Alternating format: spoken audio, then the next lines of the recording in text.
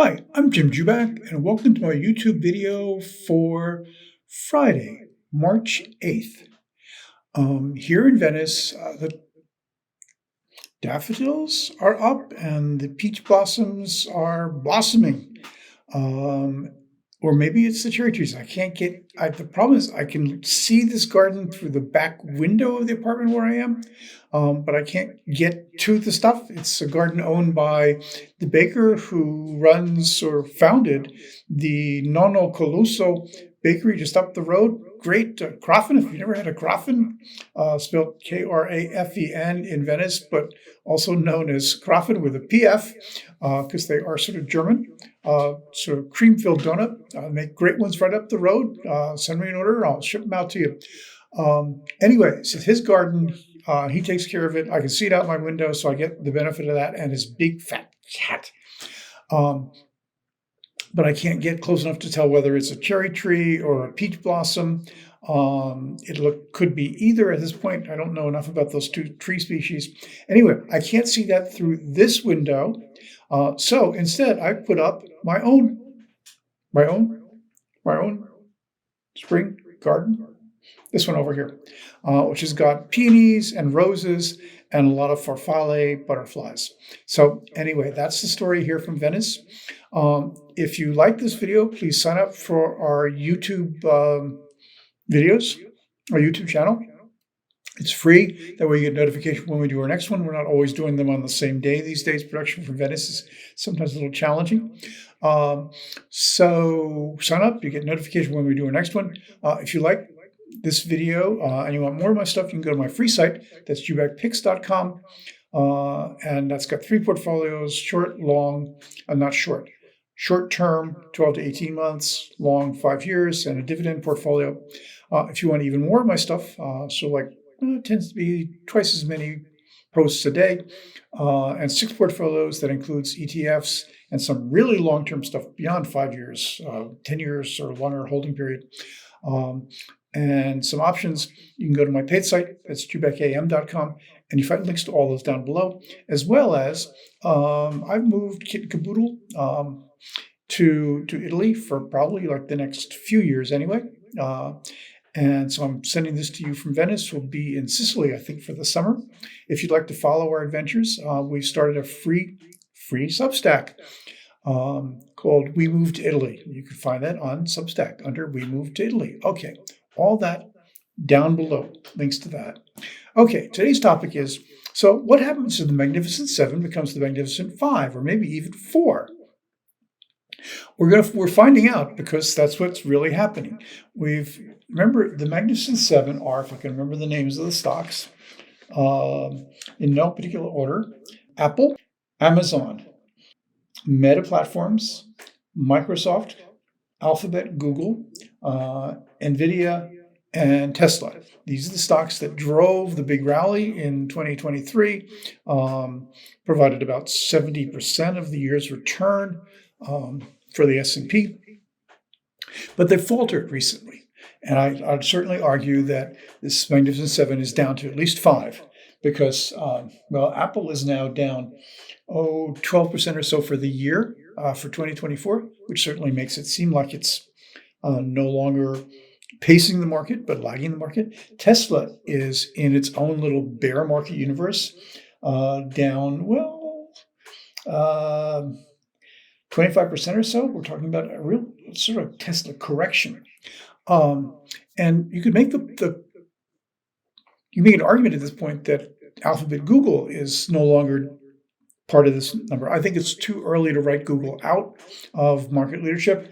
Google is down like about 5% for year to date. 2 of these stocks have the same problem, Tesla and Apple, and the problem is called China. Tesla is seeing its sales in China just go in the dumpster.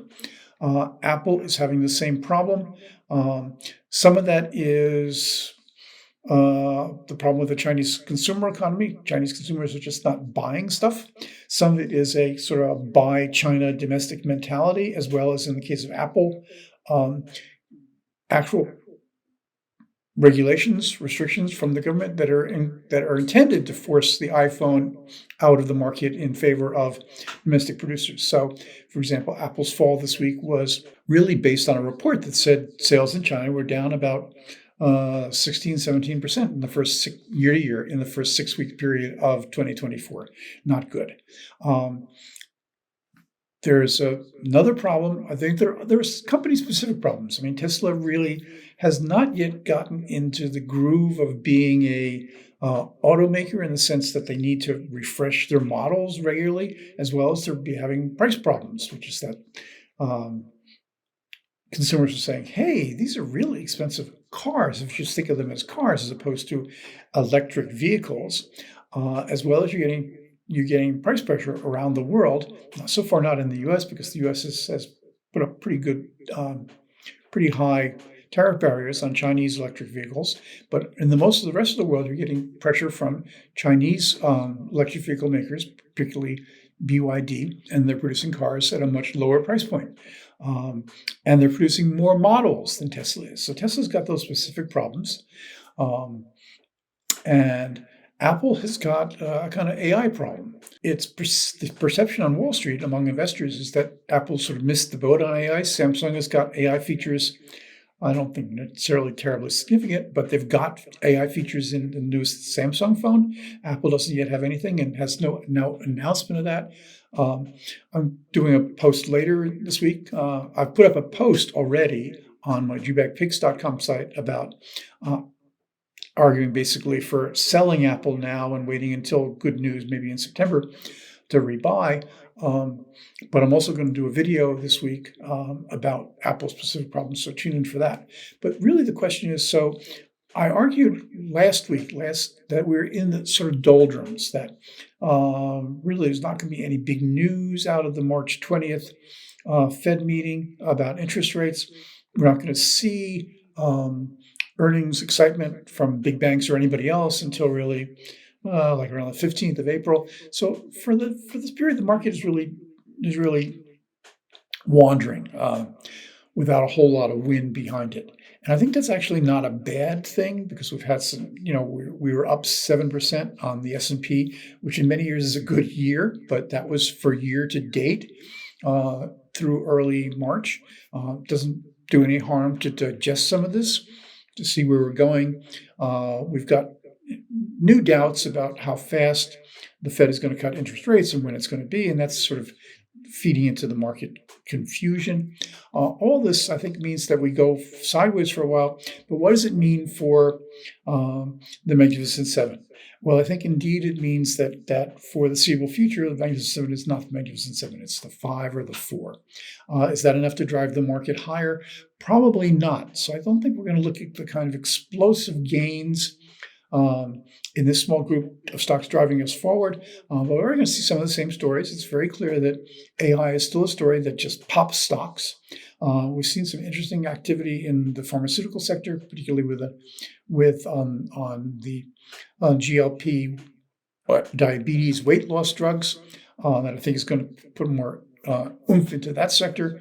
Energy looks like it's going to have a sort of near here. Economic growth still looks pretty good. So we're going to see, I think, some decent consumer numbers. All this, I think, suggests that, well, while we're not going to have an explosive 2024 in the same way that we had an explosive end of 2023, the diminished role of the Magnificent Seven is not necessarily going to doom the market. Remember, before when these stocks were really just zooming, we were all worried about the fact that we're getting a bubble in them, and now that they're not zooming, we're worried about they're not zooming. So let's relax a little bit. We wanted this market to broaden. We're getting a little digestion. We're getting a little not so much bubbly activity. The thing that does concern me here is that you still got the sort of Wall Street saw is that while stocks don't have memories, investors do. And I'm worried that investors are looking for a sort of a replay of the big surge at the end of 2023. And I think that one of the things that gives me is some concern that what we're seeing is a lot of speculative activity. that people are looking for the next big whatever. If it's not NVIDIA, it's going to be something else. And you're getting a lot of money making huge one-day gains in good stocks. CrowdStrike, cybersecurity stock, went up like 20% in a day on good guidance. I don't have any problem with that kind of gain from that kind of company, but you're seeing a lot of speculative movement in smaller stocks. If we see that continue, we see speculative movement being really the big speculative moves being the only place where we're getting any activity, then I start to worry about maybe we're going to see a top, a bubble, etc. But right now, the diminished role of the Magnificent Seven is not actually a bad thing. So thanks for watching. If you like this video, please give us a thumbs up. Subscribe to my YouTube channel. That way you get notification when we're doing the next video. We're doing 3 a week, but not always on the same day. You can get more of my stuff for free on my JubakPicks.com site. It's got 3 portfolios. If you want 6 portfolios instead of 3, which includes, so we'll do some ETFs and some options and some really long-term plays, you can subscribe to my JubakAM.com site. And you can also get my free Substack about my move to Italy and follow my adventures as I move around. Next stop, Sicily in May. So all those links to all those are down below. Thanks very much for watching.